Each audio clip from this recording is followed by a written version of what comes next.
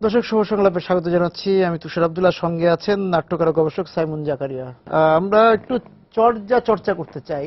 সেই জায়গাতে হচ্ছে যে আমরা মানে শুরুর আগে আপনি বলছিলেন ঋতু বৈচিত্র্য নিয়ে কথা বলা যায় কিনা, কারণ চর্যার আপনি বলছিলেন যে আবিষ্কারের একটি দিনক্ষণ আমরা জানি না, কিন্তু উদযাপন হবে। হ্যাঁ হ্যাঁ অবশ্যই অবশ্যই। চর্যাপদ আসলে 1907 সালে এটা আমাদের হরপ্রসাদ শাস্ত্রী আবিষ্কার করেন, যখন মানুষের ধারণাও ছিল না যে বাংলা ভাষা সাহিত্য সংস্কৃতির একটা প্রাচীন ঐতিহ্য আছে।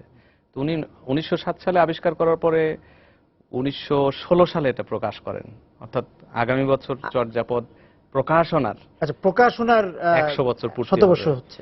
হ্যাঁ, সেই শতবর্ষের 100 বছর আগে আমাদের কিন্তু ধারণাও ছিল না আমাদের সাহিত্যের সংস্কৃতির ইতিহাসের, বাঙালির নিজস্ব পরিচয়ের প্রায় 1500 বছরের একটা ইতিহাস আছে।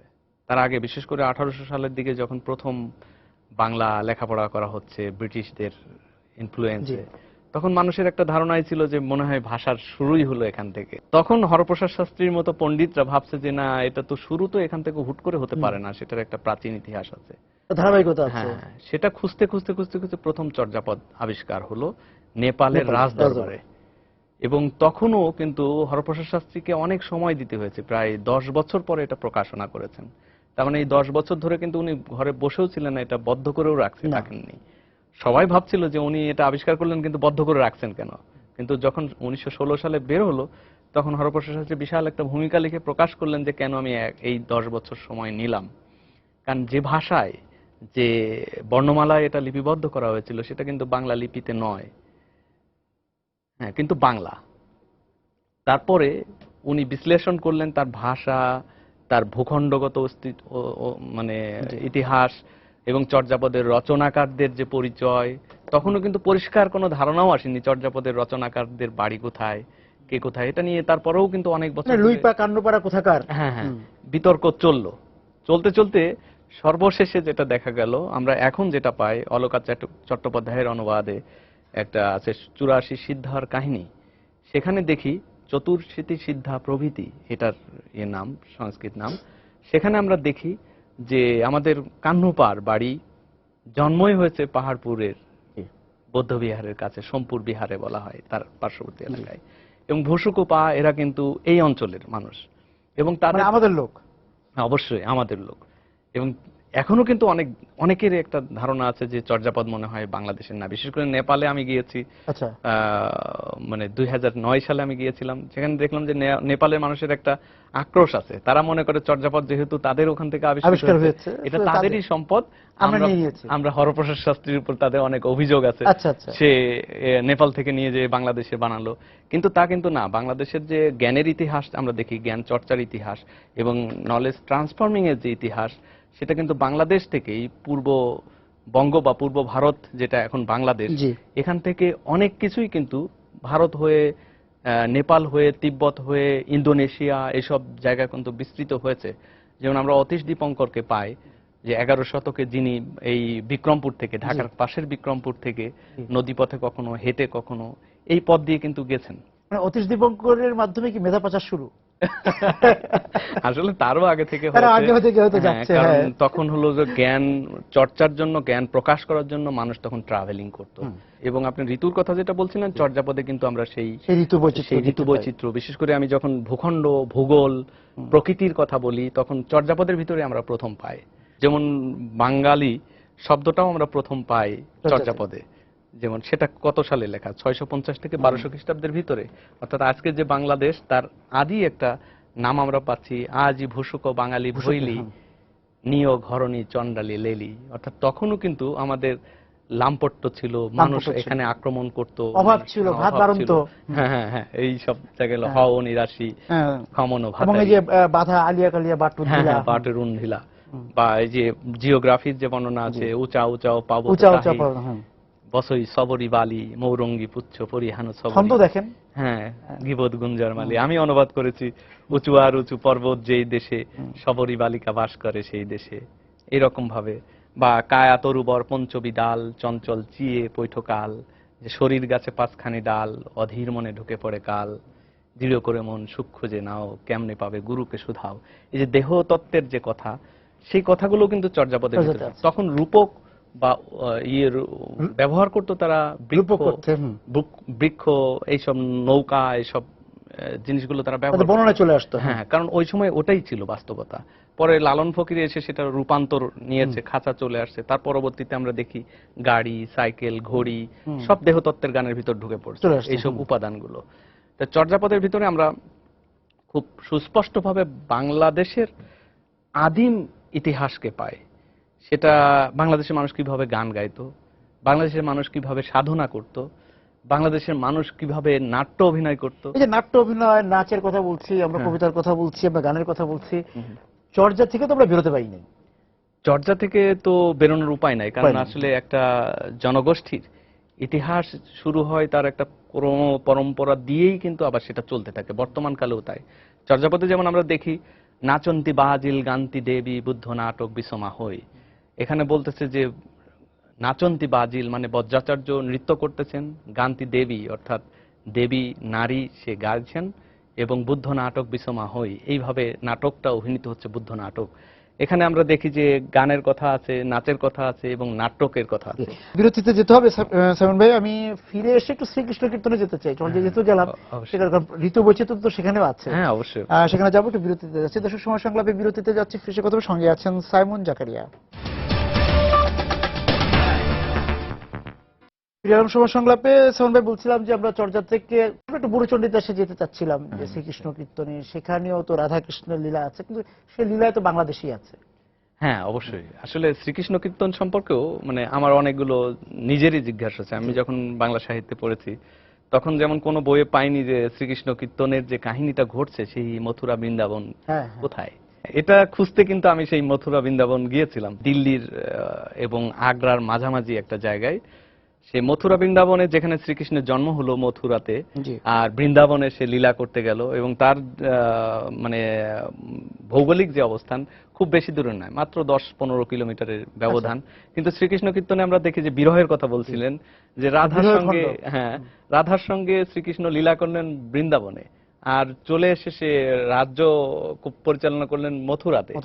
কিন্তু রাধা কখনো যেতে পারলেন না মানে সেই মথুরাতে, কিন্তু মনে হয় যে অনেক দূরে মনে হয় মথুরা, কিন্তু ওখানে যে দেখলাম যে না, এটা তো 10 কিলোমিটার, এটা তো হেঁটেও যাওয়া যেত।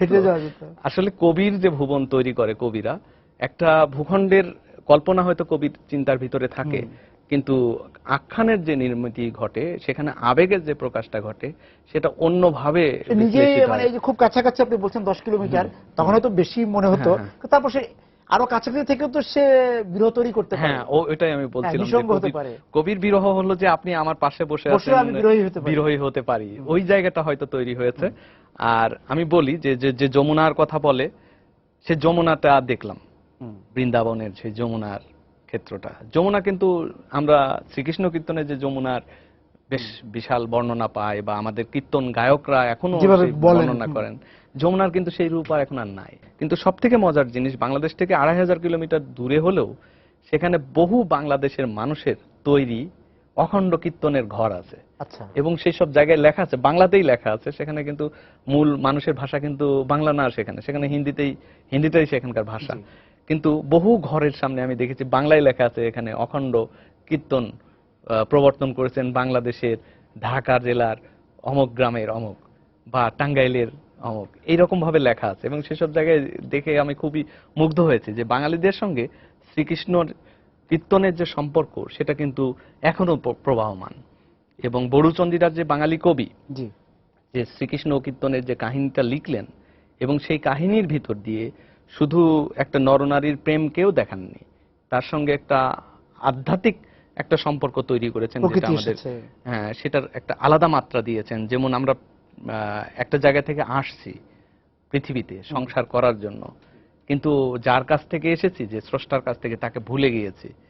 কিন্তু এই জগৎ সংসারে আমি প্রেম করছি, কিন্তু আসল স্রষ্টাকে আমরা ভুলে যাচ্ছি। তার মানে জগৎ সংসারের যে সংসার, সেই সংসারের সঙ্গে একটা দূরবর্তী সম্পর্ক হলো সেই পরম পুরুষ, তার সঙ্গেও আমার প্রেম স্থাপন করতে হবে। সেখানে আমরা প্রেমের কথা যাতে ভুলে না যাই, হ্যাঁ, সেই প্রেমের কথা যেন ভুলে না যাই, সেটাকে মনে হয় যে পরক্রিয়া প্রেম, কিন্তু আসলে সেটাই প্রেমের আসল রূপ।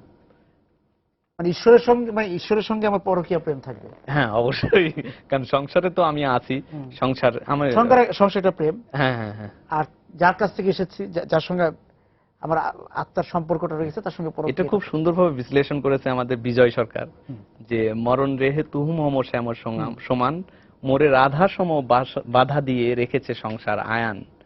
এই যে সংসার আয়নের ভিতরে আছি, এবং যেখানে রাধা আমাকে বাধা হয়ে দিচ্ছে, কিন্তু তার সঙ্গে আমি মিলিত হতে পারছি না। কিন্তু সেটা মিলিত হওয়া সম্ভব যদি আমি জাগতিক আকাঙ্ক্ষা থেকে নিজেকে লুকিয়ে রাখতে পারি, নিজের মৃত্যু ঘোষণা করতে পারি, যেটা আমাদের বাউল ফকিররা করেন, যে জিন্দা মরা করে হয়ে তারা হলো যে স্রষ্টার সঙ্গে নৈকট্য স্থাপন করে। হ্যাঁ, সেটা কিন্তু এই সব জায়গাগুলো কিন্তু আমি যেমন বাউল ট্রেডিশনের কথা বললাম, সব কিন্তু শ্রীকৃষ্ণ কীর্তন বা এই চর্যাপদের যে ধারাটা, সেই ধারাটারই নতুন প্রকাশ। হ্যাঁ, আপনি যে ওটা বলতে যাচ্ছিলেন যে চর্যাপদের নতুন প্রকাশটা কিভাবে হচ্ছে আমাদের এখানে। চর্যাপদের এটাও কিন্তু একটা ভুল ধারণা আছে অধিকাংশ মানুষের, যে চর্যাপদ মনে হয় এই 2000 বছর আগে লেখা হয়েছে, সেটা মনে হয় এখন আর নাই। এটা কিন্তু একদম ভুল ধারণা। কারণ নেপালে যদি যান তাহলে দেখবেন যে সেখানে চর্যা নৃত্য পরিবেশিত হচ্ছে আলাদাভাবে, সেটা রিচুয়াল ফর্মে আছে, সেটা বাণিজ্যিক ভাবেও হচ্ছে। একটা হলো চর্যাপদের পুঁথি, সেটা বৌদ্ধ মন্দিরগুলোতে এখনো পড়া হচ্ছে। আর হলো চর্যা কীর্তন, সেটাও কিন্তু মন্দিরগুলোতে গাওয়া হচ্ছে আমাদের কীর্তনিয়াদের মতো। নেপালে যে ট্রেডিশন চর্যাটা এখনো আছে, বাংলাদেশেও কোথাও কোথাও আছে, হয়তো চর্যাপদ নামে নাই, কিন্তু চর্যাপদের ভাবধারাটা অন্য কোনো নামে অন্য কোনো ভাবে আছে। বিশেষ করে চর্যাপদে যে নাটকের কথা বলা হয়েছে, নাচন্তি বাজিল গান্তি দেবী বুদ্ধ নাটক বিসমা হই, আমি যেহেতু একজন নাট্যকার এবং নাট্য গবেষক, বিশেষ করে চর্যাপদ নিয়ে আমি আমার 2টা নাটক আছে, এগুলো লিখতে যেয়ে আমার কাছে মনে হয়েছিল যে বুদ্ধ নাটকের যে ফর্ম, আদি ফর্ম, সেটা বাংলাদেশ থেকে খুঁজে বের করা যায় কিনা।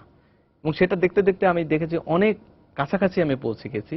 আশা করি সেটা খুব কম সময়ের মধ্যে একটা প্রকাশ পাবে। এবং সেই আখ্যানের যে দার্শনিক রূপ এবং চর্যাপদের যে দার্শনিক রূপ, দুইটার মিশ্রণে এক ধরনের নাট্যরূপ কিন্তু এখনো আদিবাসী গোষ্ঠীদের ভিতরে আছে। আমরা সামনে আবার একটু বিরতিতে যাচ্ছি, ফিরে এসে কথা বলতে চাই আমাদের যে বাউল সংস্কৃতি আছে সেই জায়গার ঋতু বৈচিত্র্য, সেখানে তো ঋতু বিভিন্ন ভাবে এসছে আমাদের, সেই জায়গাতে একটু যাবো। একটু বিরতি থেকে এসে দর্শক সমস্যা ক্লাবে বিরতিতে যাচ্ছি, আবার ফিরে এসে কথা সঙ্গে আছেন সাইমন জাকারিয়া।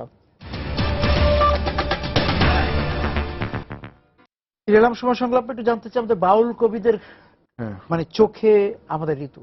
এখন জ্যৈষ্ঠ মাস চলছে, এই জ্যৈষ্ঠ মাসে আমাদের বাউল ফকিররা একটা উৎসব করে, বিশেষ উৎসব করে, সেটা কিন্তু এই ফল নিয়ে, সেটাকে বলে ফল সেবা। আচ্ছা, মানে প্রতি বছরই বাংলাদেশের সুফি সাধকরাও এটা করে এবং বাউল ফকিররাও করে। এখন গেলেই আপনি দেখবেন এই ঋতুতে যদি একটু খোঁজ খবর রাখেন, তাহলে দেখবেন বাংলাদেশের বিভিন্ন প্রান্তে ফল সেবার আয়োজন আছে। যেমন ফল সেবায় কি হয়, এখন ফকির সাধুরা বা বাউলরা এটা একটা দিন নির্ধারণ করে এবং সেই দিন তার শিষ্য ভক্তরা পুরো অঞ্চল থেকে সব ধরনের ফল, যেমন এখন আম, লিচু, কাঁঠাল, কলা, সব ধরনের দেশি ফল তারা নিয়ে আসবে। হ্যাঁ, জাম, এগুলো সব নিয়ে আসে, একসঙ্গে তারা সেটাকে পরিষ্কার করবে, একসঙ্গে তারা সবাই বসবে, বসার পরে সেটা সবাই একসঙ্গে খাবে। আচ্ছা, এটাকে ফল সেবা বলে। আমাদের নাগরিক সমাজ যেটা ফল উৎসব হয়ে উঠছে। হ্যাঁ, ফল উৎসব যেটা করে, কিন্তু সাধুদের কাছে এটার যে একটা অসাধারণ রূপ আছে, সেটা আমাদের কিন্তু সাহিত্যেও আসেনি, আমাদের কোনো গবেষণায় কখনো আসে না, কিন্তু প্রতি বছর এটা করেই যাচ্ছেন তারা। আর আমাদের এছাড়া তাদের গানে তো আছেই এই ফল ফলারির বর্ণনা, বিভিন্ন ভাবে আছে, আমরা পাই, মানে বিভিন্ন ফলের বর্ণনা। আর আমি একটা জিনিস বলতে চাই, যে আমি যেমন বাউলদের কাছ থেকে একটা জিনিস জেনেছি, যে আমাদের প্রত্যেকটা ঋতুর কিন্তু 2টা রূপ। আচ্ছা, যেমন গ্রীষ্ম, আমরা সবাই গ্রীষ্মকালে গরমে অস্থির হয়ে যাচ্ছি, কিন্তু সাধুদের যে ধারণা, যে গ্রীষ্মকালে তো বৃক্ষরা তো অস্থির হয় না, গ্রীষ্মকালে তো সব ফুল অসাধারণ ভাবে ফোটে এবং দেখবেন চারিদিকে সবুজ।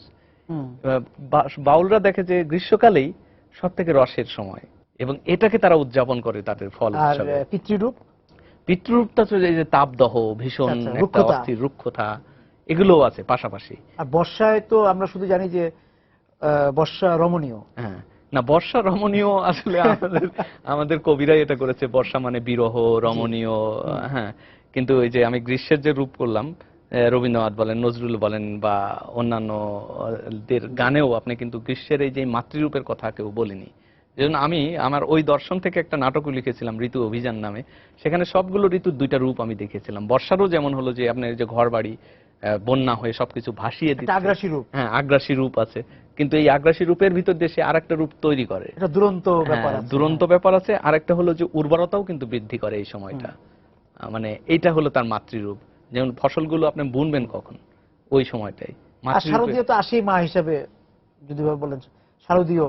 শারদীয়র তো একটা মহনীয়তা কমনীয়তা আছে, সেই সঙ্গে শারদীয়ের পুরুষের প্রকাশ আছে।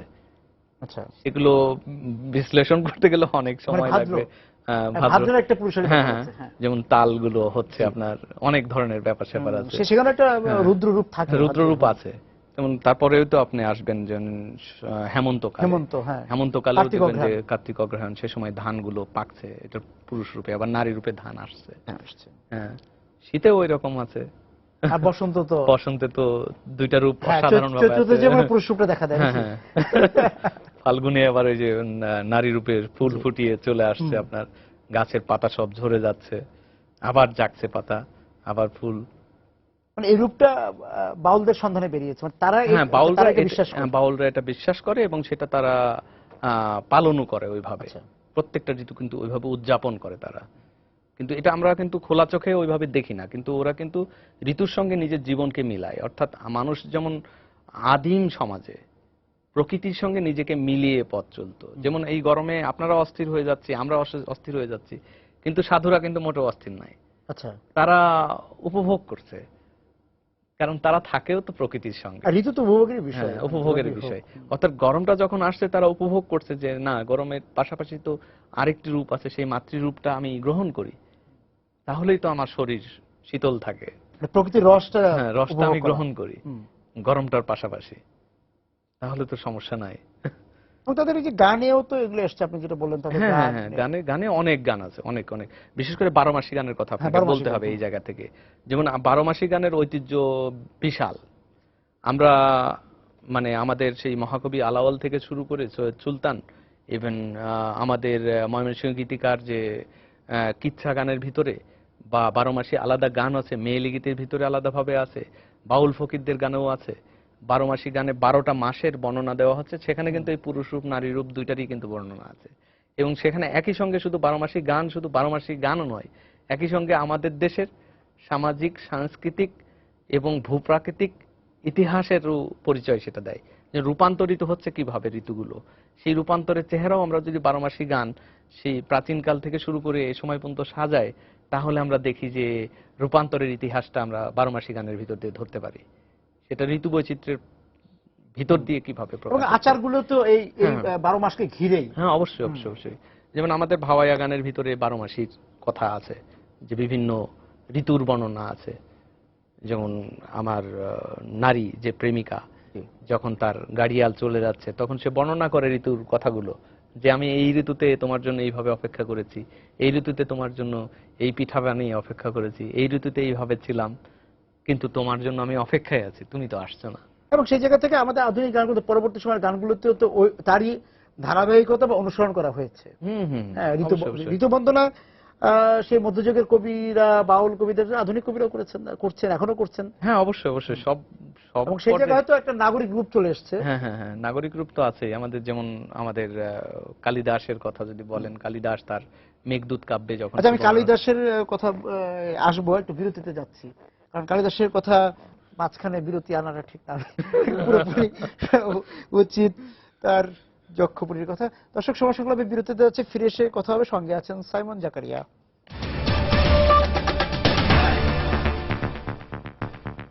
ফিরে এলাম সময় সংলাপে। আমি যেতে চাই মেঘদূতের কাছে। সেই কালিদাস আমাদেরকে মেঘ চেনাতো, মেঘের সেই মেঘদূত এখন মেঘ পিয়ন বলে আমরা জানি। আমরা আমাদের মতো করে তাকে হয়তো মেঘ SMS ও বলতে পারি কিছুদিন পর। কিন্তু যাই হোক, মানে কালিদাসই তো আমাদেরকে মেঘকে চিনিয়েছে, তার পিয়ার কাছে নিয়ে যাওয়ার ক্ষেত্রে আমরা আমাদের বিরোহী হতে শিখেছেন, জানিয়েছেন। আমরা এমনিতে তো বিরোহী হতাম বা হইও, কিন্তু কালিদাসের মতো করে হওয়া, তার চোখের মতো হওয়া, মানে কবির যে কাব্য ভাবনা, সেটা নিয়ন্ত্রণ করে কিন্তু তার সমসাময়িক কালের প্রকৃতি।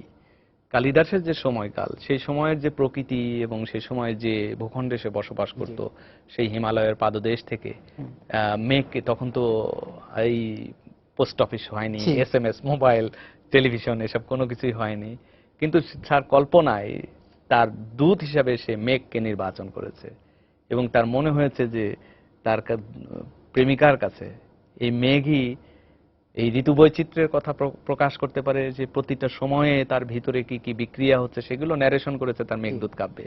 এছাড়াও কিন্তু কালিদাসের আরেকটি বিখ্যাত কাব্যগ্রন্থ আছে ঋতু সংহার, সেখানেও কিন্তু এইসব প্রাকৃতিক ঋতুর বর্ণনাগুলো আছে। বর্ষার যে রূপ, হ্যাঁ, আমরা দেখেছি বিভিন্ন সময়ে, গ্রামের বর্ষা একরকম, ঢাকায় একরকম। মানে আপনি ঢাকায় হয়তো কাদা পানির মধ্যে বর্ষা দেখছেন, সেই বর্ষা তো আলাদা, সেই বর্ষাতে সৌন্দর্য আছে। আবার গ্রামের মেঠোপথের বর্ষা বা বিলের বর্ষা, সেটারও আলাদা সৌন্দর্য। ঢাকার সব থেকে মজা লাগে আমাদের মিডিয়ার যে রোল, যেমন পয়লা মানে এই আষাঢ় আসলে পরে যেটা হবে, সব টেলিভিশন চ্যানেল, নিশ্চয়ই আপনার টেলিভিশন মানে খুব খুঁজে খুঁজে এখনো এই শহরে যেমন কদমের ডাল তারা নির্বাচন করবে, কদম ফুটছে। আমি ইতিবাচক ভাবে দেখি সাইমন ভাই এই কারণে যে আমাদের ঢাকায় যারা বড় হয়েছে, অনেকে, আমার অভিজ্ঞতা হচ্ছে, অনেকে কদম ফুল চিনে না, কদম গাছ চিনে না, তারা একটু খোঁজ করলো, অসুবিধা কি? না, এটা তো খুবই ভালো। আমরা যেমন এখন কিন্তু মানে গণমাধ্যম কর্মীরা মানে অন্তত জানে ঢাকায় কোথায় কোথায় কদম গাছ আছে। হ্যাঁ, আমরা যেমন আমি কালকেই একটা লেখা লিখছিলাম লোকবিশ্বাস নিয়ে। আচ্ছা, সেখানে লিখতে যে আমি শুরুতেই লিখতেছি লোকবিশ্বাস, এই মানুষ যতই সভ্যতার চূড়ান্ত পর্যায়ে যাক, প্রাচীন কাল থেকে যেটা বহন করতেছে সেটা পরিত্যাগ করতে কোনোদিনই পারে না। যেমন লোকবিশ্বাস, আপনার এই কাপটা এখান থেকে পড়ে গেলে পারে আপনি কিছুক্ষণ থেমে তারপরে বাইরে যাবেন, কারণ আপনার একটা ভিতরেই প্রিমিটিভ পর্যায় থেকে এই ধারণাটা লালন করেছেন যে এটা খারাপ হতে পারে। এবং এই যে কদম ফুলের যে ঐতিহ্যটা পহেলা আষাঢ় আসলে পারে আমরা স্মরণ করছি, সেটাও কিন্তু ওই ঐতিহ্যিক ফসল আমাদের ভিতরে রয়ে গেছে। না কদম না হলে আসলে আষাঢ় হচ্ছে না, হচ্ছেই না। সেটা আপনি যতই আধুনিক হন, এই শহরের যতই ইলেকট্রনিক্স মিডিয়া আসুক, যতই মোবাইল ইন্টারনেট আসুক, কিন্তু ওই ইন্টারনেটের ভিতর দিয়ে তার প্রিমিটিভ পর্যায়ের যে ধারণা, যে প্রকৃতির সঙ্গে আমি কদম দেখতে পেলাম না আমার বাগানে, আমার এই বারান্দায় কদম না, কিন্তু ফেসবুকে তো কদম ফুল আছে। যেভাবেই হোক আসছে, এবং এটা খুবই মানে পজিটিভ দিক। বিশেষ করে আমরা যারা লোক সংস্কৃতির চর্চা করি বা ফোকলোরের কথা বলি, তাদের জন্য অন্তত, যে অনেকে জিজ্ঞাসা করে যে আসলে নগর জীবনের সঙ্গে ফোকলোরের সম্পর্ক কি। এই যে প্রকৃতির সঙ্গে যে আমার প্রথম ঋতুর প্রথম মাসটা, প্রথম তারিখটা আসলে পারে স্মরণ করে দিচ্ছে, সেই ধারাতেই এর সম্পর্ক তো আমরা পেয়েই যাচ্ছি। বর্ষা উৎসব হচ্ছে এবং দেখা যাচ্ছে যে পয়লা বৈশাখের মতো এখন বর্ষার দিনেও একটু বর্ষার রঙের সাথে মিলিয়ে কাপড় পরা, হ্যাঁ, সেটা হচ্ছে খুবই ভালো। আর আমি একটু বলতে চাই, বিশেষ করে আমি তো গ্রামীণ সংস্কৃতির কথা একটু বেশি বলি, এবং সেটা বলতে চাই, বিশেষ করে বর্ষার সময়টা বাংলাদেশের কিন্তু সাংস্কৃতিক ঐতিহ্যের একটা বিশেষ রূপ আছে, বিশেষ করে মনসা মঙ্গলের কথা বলতেই হবে। এবং বাংলাদেশের প্রায় 64টা জেলাতেই প্রায় সব অঞ্চলের, গ্রাম অঞ্চলে অসাধারণ কিছু পরিবেশনা হয় মনসা মঙ্গলের গান নিয়ে বিভিন্ন নামে। যেমন আপনি যদি দক্ষিণবঙ্গের বরিশাল, পিরোজপুর এসব অঞ্চলে যান, সেখানে রয়ানি গান দেখবেন সধবা নারীরা করছে। আবার সিলেট অঞ্চলে গেলে সেখানে হিজড়ারা করতেছে মনসা মঙ্গলের গান। আবার রংপুর, দিনাজপুর এসব অঞ্চলে গেলে পরে দেখবেন যে বিধবারা করতেছে মনসা মঙ্গলের গান। হ্যাঁ, আবার যদি আমি টাঙ্গাইল বা কুষ্টিয়া অঞ্চলে যাই, সেখানে দেখি মুসলমানরা মনসা মঙ্গলের গান করছে, সেটা পদ্মার নাচন নামে হোক বা বেহুলার নাচাড়ি নামে হোক। এবং সব জায়গায় কিন্তু এক ধরনের এই যে সর্পভীতি থেকে এই পূজাটার উদ্ভব হয়েছে, তো কিন্তু এই প্রকৃতির সঙ্গে অন্যান্য জীব জন্তু এবং নদীর যে সম্পর্ক আছে, সেগুলোকে তারা রিচুয়াল আকারে, অর্থাৎ কৃত্য আকারে সম্মান জানিয়েই সেটা শুরু করছে। মুসলিম করলে পারো সাপের উদ্দেশ্যে ধূপ ধুনা দিয়ে পূজা করেই তারপরে পরিবেশনটা করতেছে। হয়তো মুসলিমদের পরিবেশনায় ওইভাবে ভক্তিভাবটা থেকে প্রকাশ পাচ্ছে বেশি হলো নাট্যিক বা নৃত্যের ভঙ্গিটা বেশি, বা অন্য বিষয়গুলো বেশি, কারণ এর সঙ্গে পেশাগত একটা পরিচয়ও যুক্ত আছে। হয়তো ওই মুসলিমরা সাপুড়ে বা সাপ খেলা করে, বা সাপের বিষ ঝাড়ার কাজ করে, বা মানে সাপের ব্যবসা করে, এই ধরনের বিষয়গুলো যুক্ত আছে। মানে সেটাকেও তারা এই বর্ষা উদযাপনের সঙ্গে কিন্তু যুক্ত করেছে তাদের পেশার এক ধরনের প্রচারণা ঘটে এই বর্ষার সময় আসলে পারে। বর্ষা বন্দনা। বর্ষা বন্দনায়। এবং বর্ষার সময় তো আমাদের যেটা হলো যে বিল খাল যে ভরে যাওয়া, সেগুলো তো একটু বিল খালের জায়গায় এখন দখল হয়ে গিয়েছে, গ্রামেও দখল হয়েছে। কিন্তু তারপর বর্ষার যে রূপ, সেই রূপে কি খুব বেশি পরিবর্তন হয়েছে?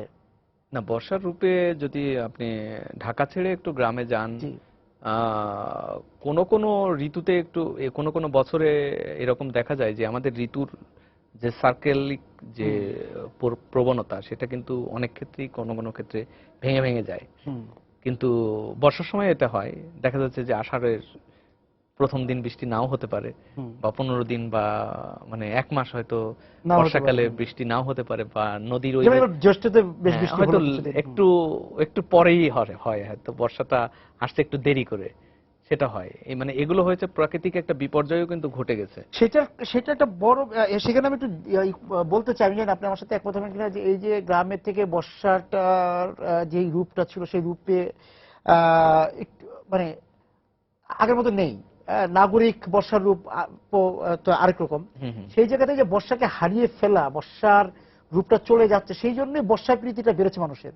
না না, বর্ষা আসলে আমার মনে হয় না বর্ষা হারিয়ে যাবে, কারণ বাংলাদেশের প্রবণতাই হয় যেভাবে ছিল বর্ষা সেটা বলছি। না, ওইটা তো যেটা অতীতে যেটা হয়, আপনি তো 2000 বছর পিছনে যেটা আমরা করতাম সেটা আমরা কিছুই করি না, কারণ যে কাপড় আমি পরতাম সেটা পরি না এখন। 1 দশক আগের বর্ষার কথা যদি হ্যাঁ, 1 দশক আগেও মানে সাংস্কৃতিক বিষয়গুলো পরিবর্তিত হয় সময়ের টেকনোলজিক্যাল উন্নতি, অর্থনৈতিক উন্নতির সঙ্গে অনেক কিছু বদলে যায়, কিন্তু ঋতু তো ঋতুর মতোই আসবে। তবে সাংস্কৃতিক পরিচয় যে জায়গাটা বলছেন, সাংস্কৃতিক পরিচয়টা হ্যাঁ অনেকটাই ক্ষতিগ্রস্ত হয়েছে, বিশেষ করে যেখানে শিক্ষা ব্যবস্থা গেছে, যেখানে অর্থনৈতিক উন্নতিটা খুব দ্রুত হয়েছে। যে বিল একসময় বর্ষায় ভরে যেত, আপনি মানে আষাঢ়ের সেই ঘন ঘন বর্ষায় আপনি নৌকা দিয়ে যেতেন, সেখানে একটা সড়ক উঠে গিয়েছে। হ্যাঁ, এটাও একটা সমস্যা। আর একটা হলো নদী শাসনও তো শুরু হয়েছে। সেটাই নদী শাসনের জায়গাটা তো সেটা আপনি যে মানে ওই যে আপনি যেটা বলছেন, বর্ষার পুরুষ এবং নারী রূপ দুইটা একযোগে পাওয়াটা এখন খুব কঠিন হয়ে গেছে। সেটা দুই রূপ একসঙ্গে না দেখলে তো আপনার বাউলের ভাষায় মিলনও হয় না। আজকে আলোচনা শেষ করবো। দর্শক যারা ছিলেন আজকে সময় সংলাপ আমাদের সঙ্গে আলোচনা, আপনাদেরকে ধন্যবাদ জানিয়ে শেষ করছি আজকের সময় সংলাপ। দেখা হবে আগামী দিন। সবাই সুন্দর থাকুন, নিরাপদে থাকুন।